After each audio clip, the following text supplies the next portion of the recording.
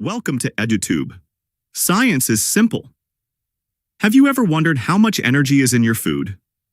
In this experiment, we'll use a simplified food calorimeter to measure the energy stored in food. The key apparatus includes a Bunsen burner, a mounted needle to hold the food, a boiling tube for water, a clamp stand to support the boiling tube, and a thermometer. We also need a measuring cylinder to measure the volume of water and a balance to determine the mass of the food. Food contains measurable energy that can be calculated and compared in the lab. We'll burn a food sample and use the heat it produces to warm water in a boiling tube, then calculate the energy released. Start by measuring 20 cubic centimeter of water using a measuring cylinder and put it into the boiling tube. Record the initial temperature with a thermometer. Next, measure the mass of the dry food, such as a potato crisp, using the digital balance. Mount the food on a needle and ignite it with the Bunsen flame. As it burns, hold it under the boiling tube so the flame heats the water. If the flame goes out, relight the food away from the tube before returning it quickly. Once the food has completely burned, record the final temperature. To calculate the energy transferred from the food to the water, use the formula.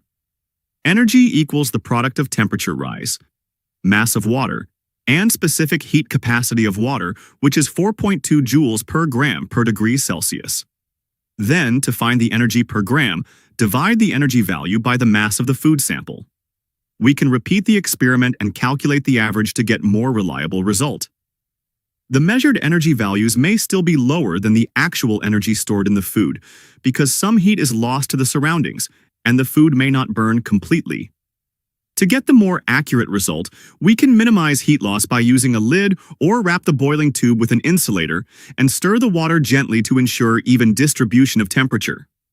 While the laboratory setup provides a good estimate, it is not perfect. The food calorimeter has several advantages and provide more accurate result.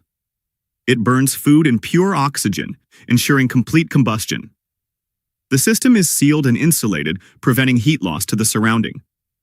It includes a stirrer to distribute heat evenly.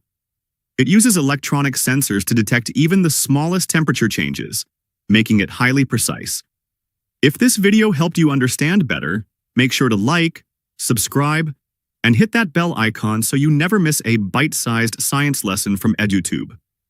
Until next time, keep learning, stay curious, and remember, science is simple.